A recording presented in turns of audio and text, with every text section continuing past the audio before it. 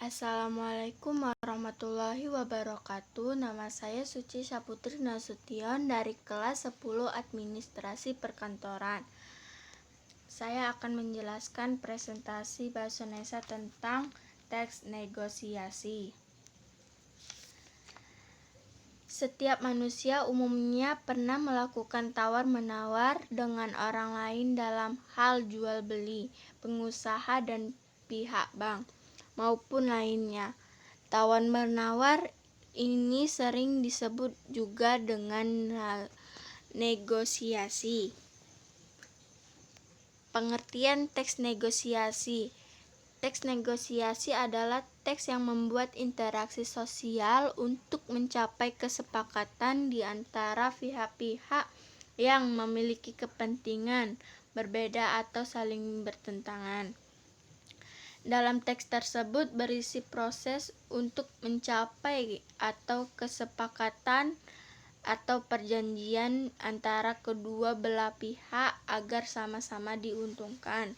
Kedua belah pihak memiliki hak yang sama menerima dan saling memberi.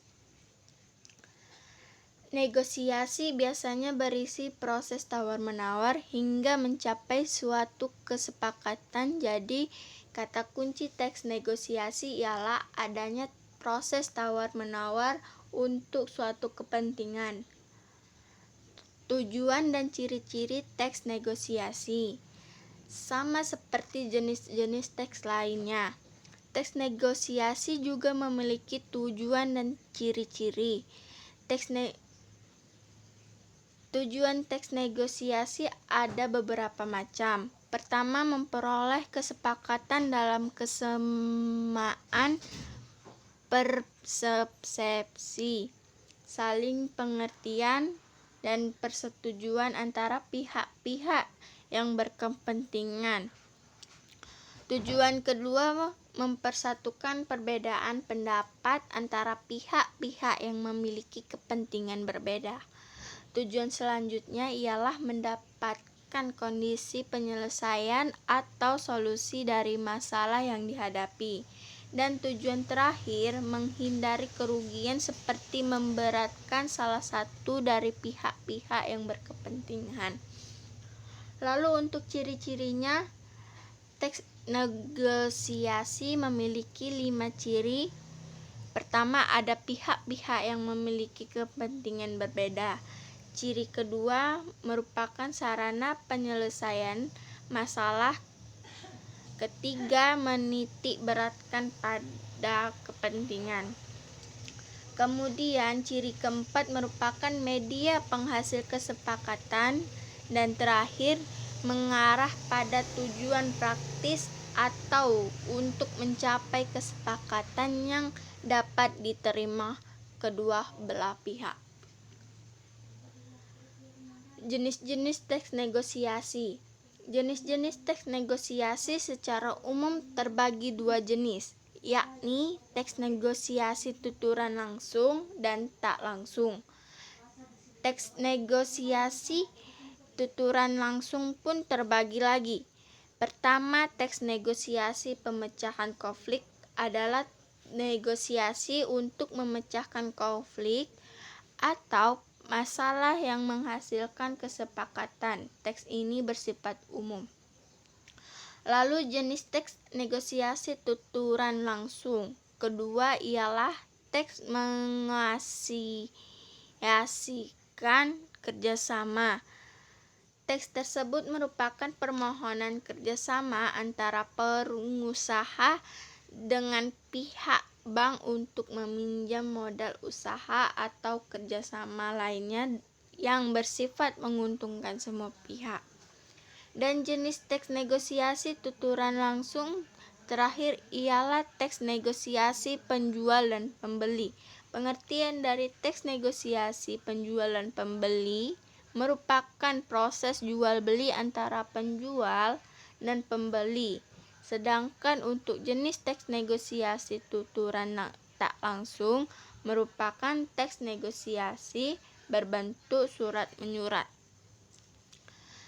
Pihak pertama mengirimkan surat pengajuan dan pihak kedua menjawab pengajuan. Struktur teks negosiasi.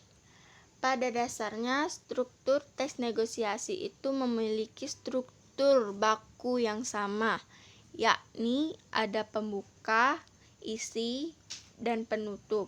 Namun masing-masing jenis teks negosiasi memiliki perbedaan fungsi. Hal itu menjadikan struktur teks negosiasi menjadi berbeda. Pertama, teks negosiasi pemecah konflik. Pada struktur teks negosiasi pemecah konflik, strukturnya terdiri dari pembuka, isi, dan penutup. Dalam bagian pembuka berisikan sapaan atau pengenalan diri dari dua belah pihak yang kemudian masuk ke dalam pokok pembicaraan. Bagian isi terdapat dua bagian. Pertama, ialah bagian penyampaian materi yang berisikan pertanyaan atau pemberitahuan tentang objek atau permasalahan yang hendak dinegosiasikan.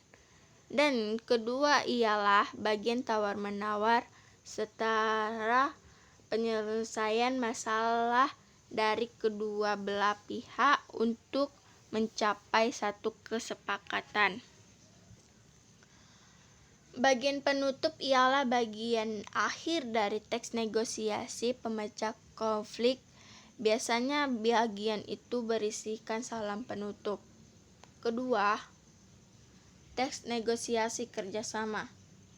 Struktur teks negosiasi kerjasama terdiri dari pembuka atau orientasi, isi, dan penutup. Bagian pembuka atau orientasi berisikan salam sapa atau pengenalan diri dari dua belah pihak yang memiliki kepentingan seperti pengusaha yang pihak bank dan pengiringan pokok pembicaraan. Kemudian, bagian isi dari teks negosiasi kerjasama memiliki 3 bagian, yakni pengajuan, penawaran, dan persetujuan. Pengajuan merupakan bagian yang berisikan pengajuan dari pihak yang mengajukan ke pihak yang diajukan lainnya dalam suatu negosiasi. Lalu, penawaran merupakan bagian yang berisi penawaran dari pihak yang mengajukan kepada pihak yang diajukan. Dan persetujuan merupakan bagian kesepakatan antara pihak yang mengajukan dengan yang diajukan. Bagian ketiga dari teks negosiasi kerjasama ialah bagian penutup. Bagian ini tidak jauh berbeda dengan teks negosiasi pemecah konflik karena hanya berisikan salam penutup. Ketiga, teks negosiasi penjual dan pembeli. Teks negosiasi ini memiliki struktur yang terdiri dari 3 bagian.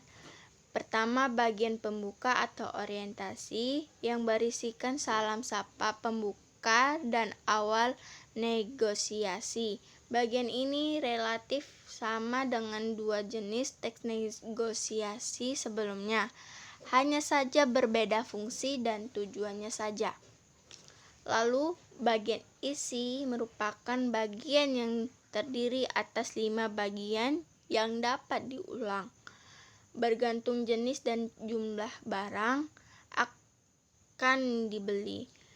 5 bagian ini ialah permintaan, pemenuhan, penawaran, persetujuan, dan pembelian. Sebagian isi permintaan berisikan permintaan barang dan jasa yang ingin dibeli pembeli. Lalu, sebagian pemenuhan berisikan pemenuhan barang dan jasa dari penjual yang diminta pembeli. Sebagian isi ketiga, penawaran berisi tawar-menawar, harga barang dari pembeli dan penjual memberi tanggapan. Sebagian persetujuan berisikan keputusan antara dua belah pihak untuk menawaran yang sudah dilakukan. Dan sebagian isi terakhir pembelian berisikan transaksi dari pembeli setelah penawaran, harga disetujui penjual, dan bagian terakhir dari teks negosiasi penjual dan pembeli. Sekian.